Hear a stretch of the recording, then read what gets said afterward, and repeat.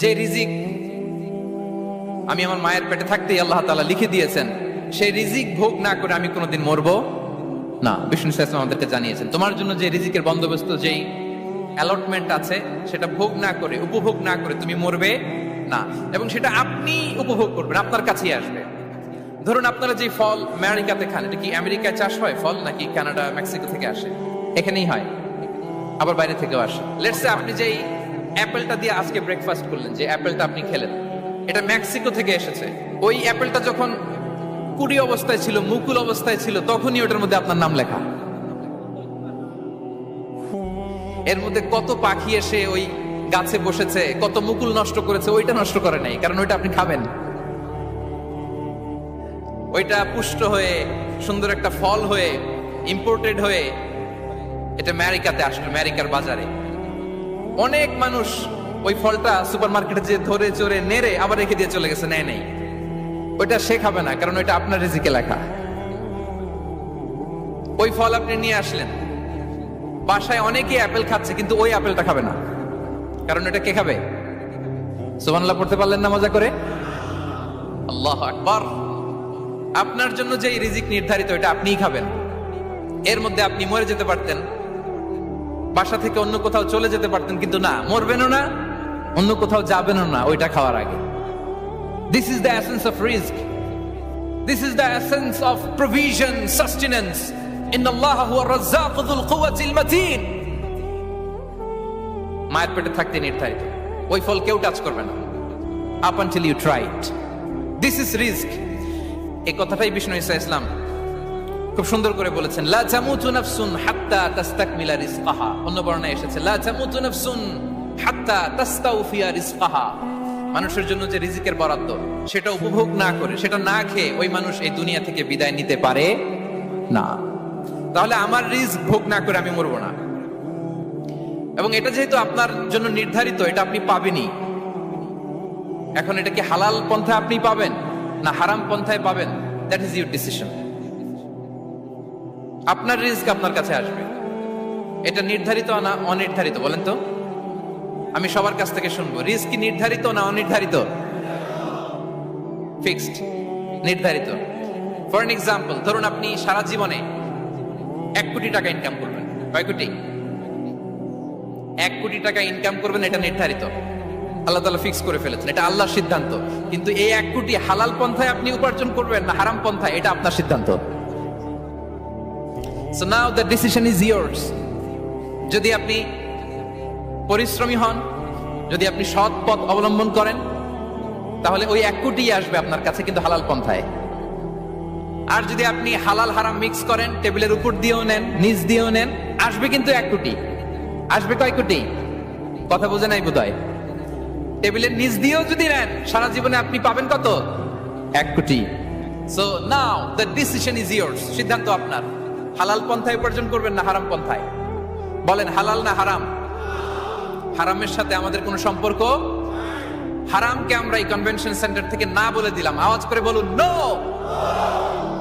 হারামের সাথে আমাদের কোনো সম্পর্ক? আল্লাহ তাআলার দেয়া বরাদ্দ রিস্ক আমরা হালাল পন্থায় উপার্জন করবো ইনশাআল্লাহ। বলেন। তাহলে মায়ের পেট থেকে নির্ধারিত হয়ে গেল, আমারটা আমি পেলাম, হালাল ভাবে আমি নিব। আরেকটা জিনিস মনে রাখতে হবে, যে কেউ কারো রিজিকে ভাগ বসায় না, কেউ না। আমরা অনেকে মনে করি যে আমি ওকে দিলাম, ওকে খাওয়াইলাম, আমি বোধহয় খাওয়াইলাম। না, সে আপনারটা খায় নাই, সে তার রিজিকই খেয়েছে। আমাদের ঘরে আমাদের বন্ধু বান্ধব আসে অনেক সময়, আমাদের ঘরে অনেক সময় অতিথি আসে, তাদেরকে আমরা আপ্যায়ন করি, তাদেরকে খাওয়াই। আসলে সে আমারটা খায় না, সে কারটা খায়? তার নিজেরটাই খায়। বিষ্ণু ইসলাম এটা খুব সুন্দর করে বলেছেন। ওনার কাজিন চাচাতো ভাই আব্দুল্লাহ ইবনে আব্বাসকে একদিন অনেক নাসিহা করছিলেন, করতে করতে এক পর্যায়ে তিনি বললেন, ওয়ালাম, ইবনে আব্বাসকে বলছেন, ওয়ালাম আন্না মা আসাবাকা লাম ইয়াকুন লিইখতিআক ওয়া মা আখতাআকা লাম ইয়াকুন লিইউসিবাক। আব্দুল্লাহ, জেনে রাখো, যেটা তুমি পাওয়ার, এটা তুমি কোনোদিন হারাবা না। যেটা তোমার হওয়ার কথা ছিল, ওটা তুমি কোনোদিন মিস করবা না। আর যেটা তুমি পাওয়ার কথা না, গোটা বিশ্বের সব শক্তিকে হাতের মুঠোয় আনলেও সেটার দেখা তুমি পাবে না, পাবে না। ওয়ালাম আন্না মা আসাবাকা লাম ইয়াকুন লিইখতিআক ওয়া মা আখতাআকা লাম ইয়াকুন লিইউসিবাক রুফিআতিল আকলাম ওয়া জাফফাতিস সুহুফ। আব্দুল্লাহ, রিজিক নিয়ে চিন্তিত হয়ো না। রিজিক নিয়ে পেরেশান হয়েও না, প্লে ইউর রোল। রিজিক ইজ ফিক্সড। যেটা তুমি পাওয়ার তুমিই পাবা, যেটা তুমি পাওয়ার কথা না চেষ্টা করেও সেটা তোমার কাছে আসবে না। সম্মানিত সুধী, এ পর্যায়ে আমরা জানবার চেষ্টা করব যে কিসে রিজিক বাড়ে, কি করলে রিজিকে ভরপুর বারাকা হয়, রিজিকের চাবিকাঠি কোথায়, কোন পথে চললে রিজিকে ভরপুর বারাকা হবে, আমার জীবনে বরকত নেমে আসবে রিজিকে। এটা জানতে মনে যাচ্ছে না আমাদের? হ্যাঁ, কষ্ট হচ্ছে আপনাদের? কষ্ট হচ্ছে? তাহলে কি করলে রিজিকে ভরপুর বারাকা হয়, কি করলে আমার জীবনে ভরপুর বারাকা নেমে আসে, এই পয়েন্টটাতে আমরা একটু আলোকপাত করি। যেসব কাজ করলে আমাদের জীবনে রিজিকে আসমানি বারাকা নেমে আসবে, আমাদের রিজিকে আসমানি বারাকা নেমে আসুক, আমরা চাই কি চাই না? সবাই আমরা চাই নিশ্চয়ই। যে কাজ করলে রিজিকে আসমানি বারাকা আসে, এর এক নাম্বার হচ্ছে তাকওয়াল্লাহ, আল্লাহর ভয়। আল্লাহ তাআলা বলছেন, ওয়া মাইয়াত্তাকিল্লাহা ইয়াজআল লাহু মাখরাজা ওয়া ইয়ারযুকহু মিন হাইসু লা ইয়াহতাসিব। যে আল্লাহকে ভয় করে, যে আল্লাহ সচেতন, আল্লাহ তাকে মাখরাজ, মাখরাজ মানে কি জানেন? ওই যে এক্সিট লেখা না এদিকে, এই এক্সিটকে আরবিতে বলে মাখরাজ, মানে কোথাও আটকাবেন না, বের হওয়ার রাস্তা আছে, কোথাও আটকাবেন না, বের হওয়ার রাস্তা আল্লাহ তাআলা অ্যারেঞ্জ করে দিবেন। You will have the way out from crisis. ক্রাইসিসে পড়লে, সংকট মোমেন্টে আল্লাহ তাআলা ওখান থেকে এক্সিটের ব্যবস্থা আপনাকে করে দিবেন। ওয়া ইয়ারযুকহু মিন হাইসু লা ইয়াহতাসিব, এমন জায়গা থেকে আল্লাহ তাআলা রিজিকের ব্যবস্থা করবেন যে সে কল্পনাও করে নাই।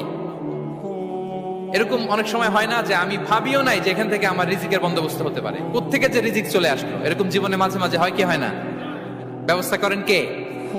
যারা আল্লাহ তাআলাকে ভয় করে, যারা আল্লাহ সচেতন, তাদেরকে আল্লাহ তাআলা স্পেশাল রিজিক দিয়ে ধন্য করেন। তাকওয়াল্লাহ। পুরো কোরআনের মূল শিক্ষা কি?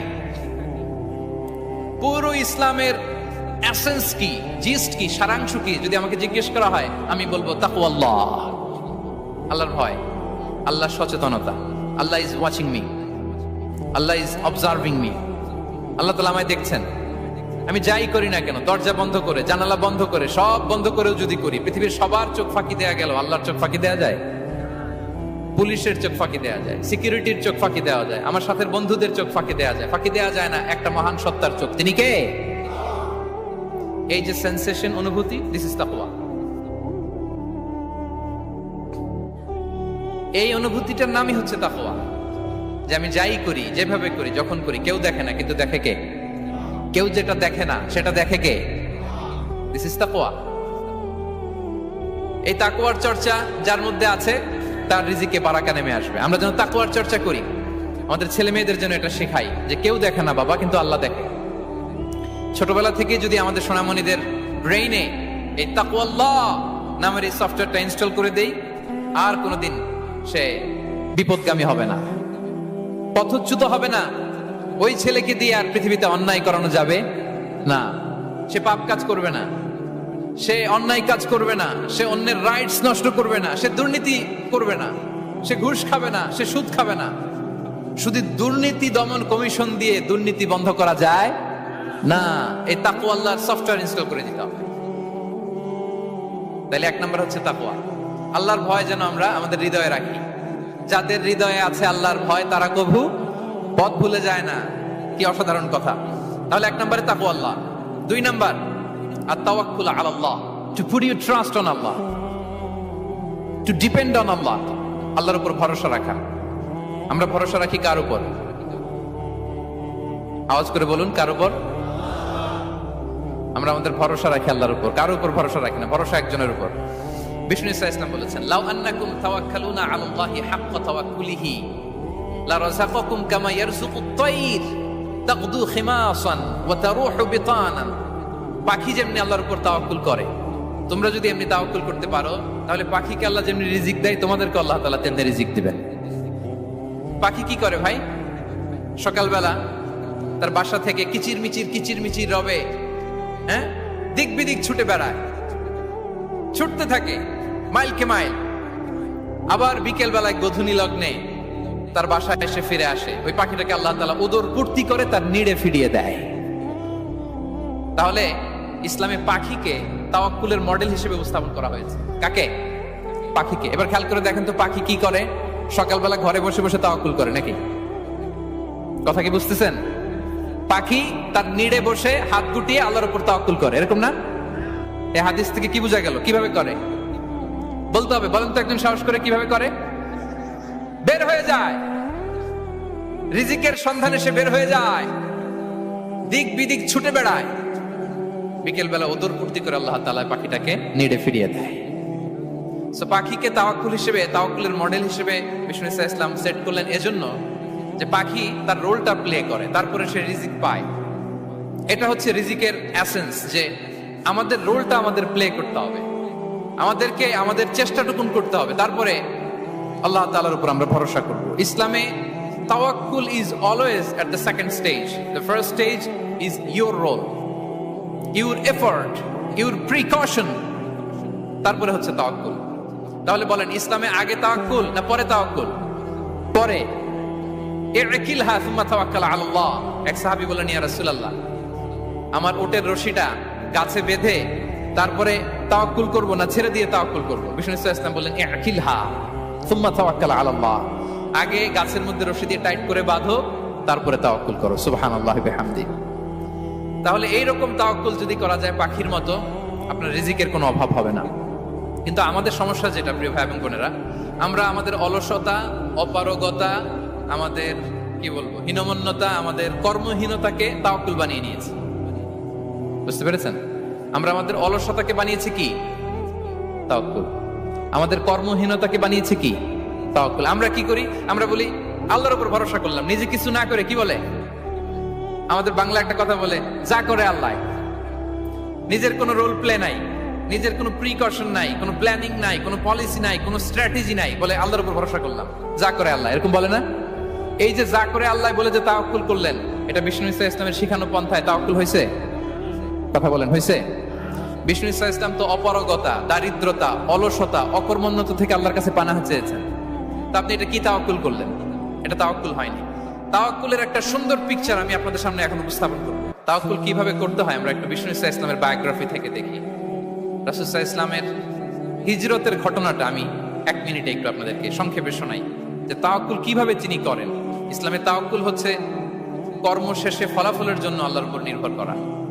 কারণ আমি কাজ করলাম, ফলাফল পজিটিভ হইতে পারে, নেগেটিভ হইতে পারে, ওটা নির্ধারণ করবে কে? ফয়সালা দেয় কে? তাহলে আমরা দেখি যে বিষ্ণু ইসা ইসলাম তিনি কিভাবে তাওয়াক্কুল করেছেন। যেদিন তিনি হিজরত করবেন, রাসূল সাল্লাল্লাহু আলাইহি ইসলামকে অনুমতি দেয়া হলো, সেদিন হিজরতের অনুমতি যে তিনি পেয়েছেন, মাইগ্রেশনের অনুমতি যে তিনি পেয়েছেন, এটা জানানোর জন্য তিনি আবু বকরের ঘরে চলে গেলেন দুপুরবেলা। কখন? প্রশ্নের উত্তর দিতে হবে, কখন? ফি ওয়াক্তি যাহিরা, দুপুরে। রাসূল সাল্লাল্লাহু আলাইহি ইসলাম দুপুরে বেরোতেন না। শুধু রাসূল সাল্লাল্লাহু আলাইহি ইসলামই না, আরবের লোকেরা দুপুরে বের হতো না, কারণ ওইটাকে বলা হতো ওয়াক্তুল কাইলুলা। আমরা পাওয়ার ন্যাপ নেই না, এই পাওয়ার ন্যাপের টাইম ছিল তখন। বাইরে প্রচন্ড রোদ, কেউ বেরোতো না, বিষ্ণু ইসলাম বেরোতেন না। দেখেন, বিষ্ণু ইসলাম ওনার চিরাচরিত অভ্যাসকে, হ্যাবিটকে ব্রেক করে দুপুরে বেরোলেন। বিষ্ণু ইসলাম কখনো মাস্ক পরতেন না, মানে মুখ ঢেকে চলতেন না, সবসময় মুখ খোলা। ওই দিন তিনি মাস্ক পরে বেরোলেন। মুতাকান্নিআন, খারাজা মুতাকান্নিআন, মানে রুমাল দিয়ে মুখটাকে ঢেকে বেরোলেন। দুপুরবেলা বেরোলেন, মানুষের চোখের সামনে যেন তিনি না পড়েন। দুপুরে বেরোলেন, মুখ ঢেকে বেরোলেন। আবু বকর রাদিয়াল্লাহু তাআলা আনহুর ঘরে যেয়ে বলেন, উযিনা লি বিল খুরুজ। আবু বকর, অনুমতি দেয়া হয়েছে, ঘরে কারা কারা আছে একটা কথা বলবো, সবাইকে বের করে দাও। আখরিজ মান ফিল বাইত। আবু বকর বললেন, ইয়া রাসূলুল্লাহ, ঘরে তো আপনার ফ্যামিলি। আয়েশা রাদিয়াল্লাহু তাআলা আনহার সাথে ততদিনে বিয়ে হয়ে গিয়েছে, কিন্তু সংসার শুরু হয়নি। দে আর পার্ট অফ ইউর ফ্যামিলি, আপনার সংসার, আয়েশা, আসমা। তখন তিনি আশা ফিরে পেলেন, বললেন, ঠিক আছে, তাহলে শোনো, উযিনা লি বিল খুরুজ, অনুমতি দেয়া হয়েছে, আমি থাকবো সাথে? রাসূল সাল্লাল্লাহু আলাইহি ওয়াসাল্লাম বললেন, হ্যাঁ, তুমি থাকবে। ওই দিন রাতে ওনারা বের হলেন। মক্কা থেকে মদিনা একদিকে, উনি বেরোলেন আরেক দিকে। ধরেন মক্কা থেকে মদিনার রাউট হচ্ছে এইদিকে, তা আমরা তো এইদিকেই বেরোবো নাকি? কথা কি বুঝতেছেন? বিষ্ণু বেরোলেন কোন দিকে? এইদিকে। সুবহানাল্লাহ বললেন না? এজন্য আবেগ একটু কন্ট্রোল করতে হবে। আবেগ আর বিবেকের সমন্বয় লাগবে, প্রপার স্ট্র্যাটেজি লাগবে, ওয়েল প্ল্যানিং লাগবে, তাহলেই সেই নেতৃত্ব আবার মুসলিমদের হাতে আল্লাহ ফিরিয়ে দিবে।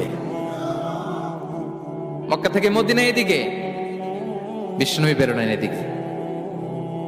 বের হয়ে চলে গেলেন গারে সাউরে। সেখানে তিনি থাকবেন। এগুলো হচ্ছে বিষ্ণু ইসা ইসলামের প্রিকশন। এবার দেখেন আবু বকরের প্রিকশন